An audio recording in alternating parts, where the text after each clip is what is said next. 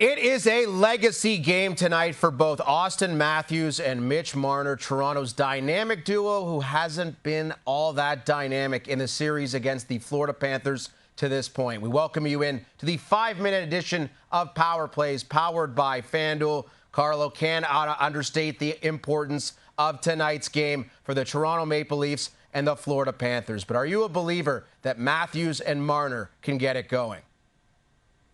Well, it's hard to be a believer when you look at recent history with these two in stepping up in big games, but I believe that this year is different. So yes, I'm going to believe in two of these guys, in Auston Matthews and Mitch Marner, to step up when the Maple Leafs needed it most. Because if you listen to Craig Berube talk when asked if they should maybe split these two guys up, his comment was, well, I'm not really concerned about what these guys bring offensively because I look at their full game, and what they're doing on the other side of the rink is that they're really focusing on shutting down Florida's top players.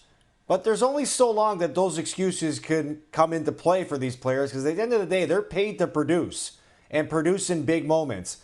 And I think the extra day of rest right now has really allowed these two and this team to listen to all the stuff that people are saying about them and what they need to do to step up. And what better place to do it than on home ice in a game as big as Game 5 when the series is 2-2. If you look at yourself to be a top player on this Maple Leafs team and a top player in the league, it's time to step up in a big moment. And I believe these two will step up to the occasion tonight. Well, looking back at game number 4, both Joseph Woll and Sergei Bobrovsky were excellent. Would you rather bet Bobrovsky 23-plus saves or Woll 27-plus saves?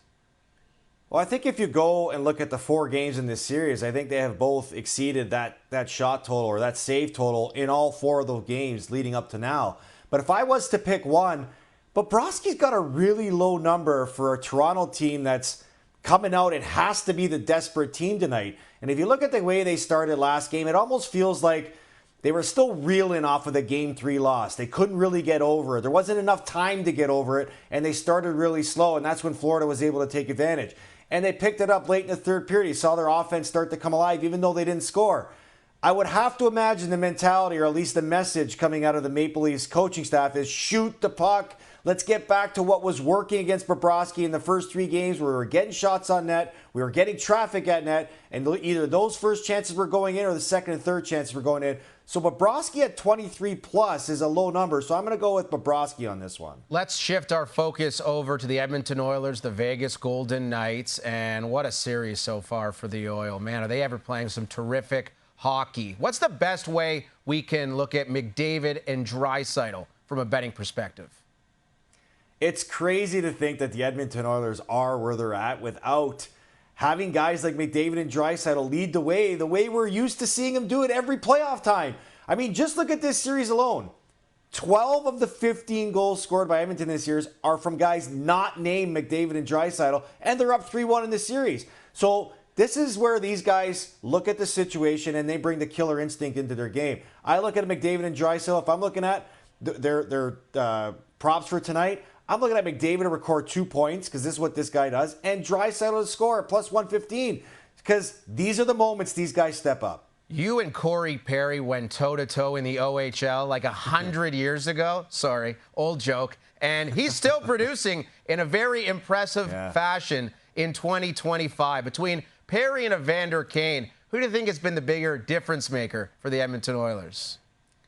Well, Corey Perry is still living up to his name of playoff performer, because that's exactly what he continues to do. But I think the biggest impact of this series is Evander Kane coming back and finding his role in the Edmonton Oilers lineup, because not only is he scoring goals, he's a physical presence. He's creating a nightmare for goaltenders as he's, colliding with them and getting into guys' faces.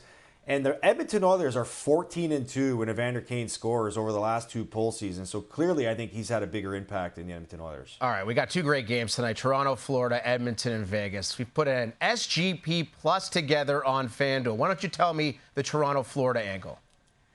Yeah, the 2 plays I like in Toronto are Matthew Nice to record a point, because they're coming off a shutout, and he, to me, has been one of their best players consistently all playoffs.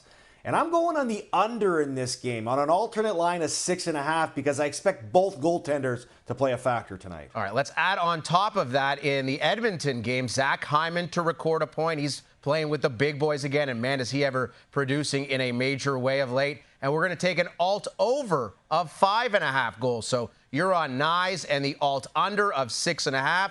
And I'm on Hyman and the alt over of 5.5 on FanDuel. You package them all together, plus 689 on FanDuel. It's going to be a fun evening in the Stanley Cup playoffs.